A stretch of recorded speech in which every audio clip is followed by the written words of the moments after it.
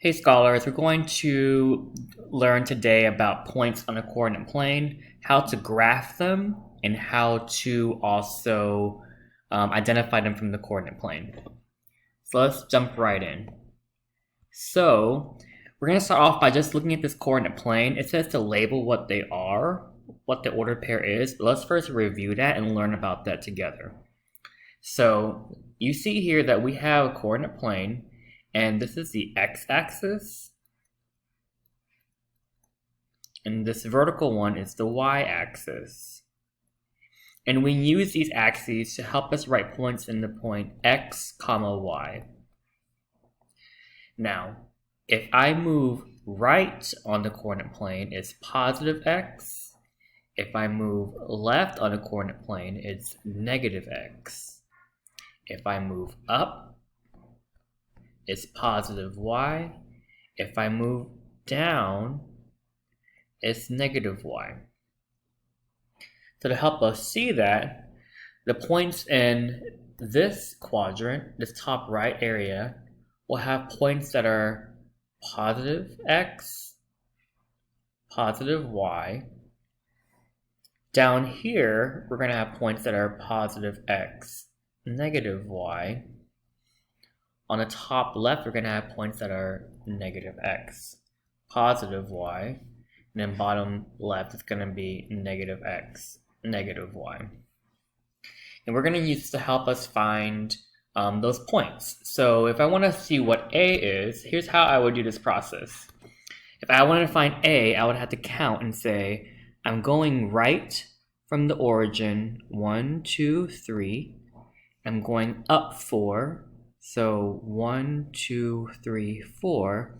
So A must be right 3, which is positive 3, and up 4, which is positive 4. I'm going to erase my annotations so you can just see that I'm thinking. For B, I'm going left 4, so 1, 2, 3, 4. So my x value is negative 4. Then I'm going up 2 for y, which would be positive 2.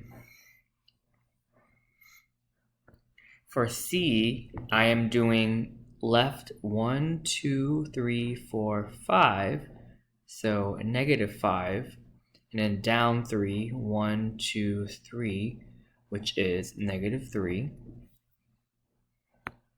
And then for D, I'm going 1, 2, 3, 4 right, so it's going to be positive 4, and then down 2 would be negative 2. So these are going to be my points for A, B, C, and D. So thinking about that, I want you to do number 2 here is how would I plot these points, points E and points F. So if I was going to try to plot point E, which is negative 2, 5, I would have to go left 2 and up 5. So left 2, up 5 will give me a point right here. This is E. And then for point F, I'm going to be going right 3 and then down 4.5. So I'm going to go right 3, down 4.5 and be right here. This is my point F. So let's keep exploring. Now we're going to look about what these things are called. These are called quadrants. And as I showed up there, these quadrants are going to be, top right will be positive, positive. My quadrant 2 will be negative x, positive y. Quadrant 3 will be negative, negative. Quadrant 4 will be positive, negative. The question now is going to be, where would point G, point H, and point I be? So to help us think about that, point G I see is a positive number, so that means it's going to be quadrant 1. Point H is negative, negative, so it's going to be quadrant 3. And then I is positive, negative, so it's going to be quadrant 4.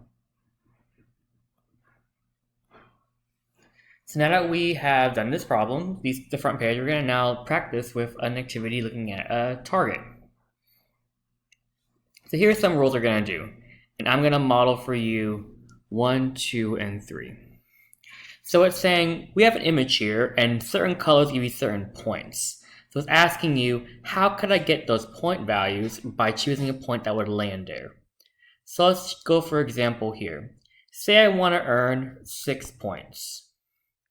And I see here that in my rule that 6 points means that I have to land in blue.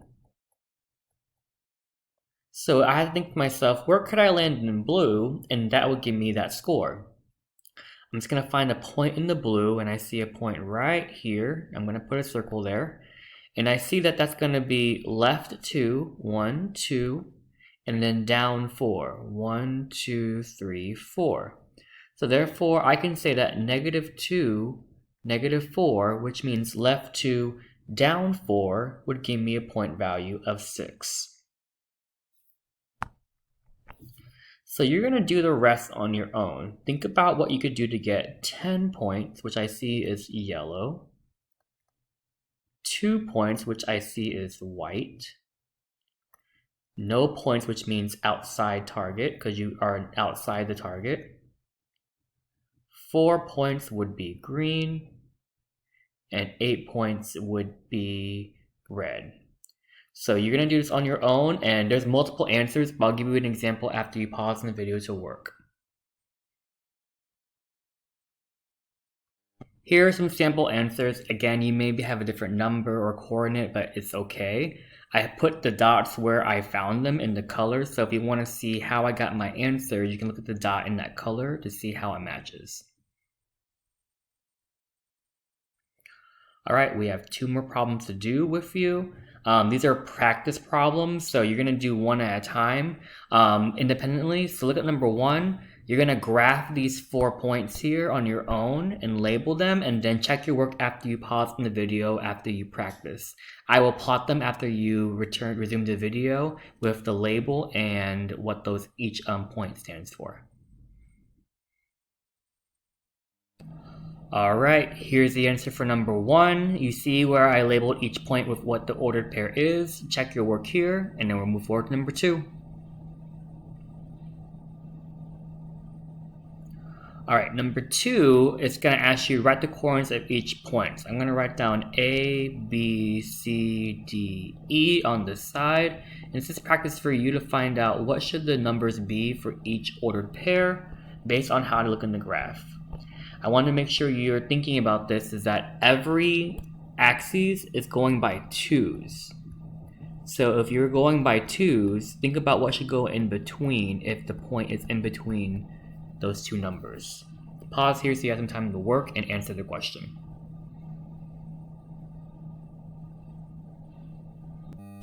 Here are the answers for each point. So for A, you go right 1, and you don't go up or down, so it's 0. For B, you don't go left or right, so it's 0, but you go down 3. For C, you go left 6 and up 5. You go in between 6 and 4. For D, you go left 3 and down 5. And then for E, you go left 1 and up 4. Alright, after you watch this video, watch the next one for the next lesson.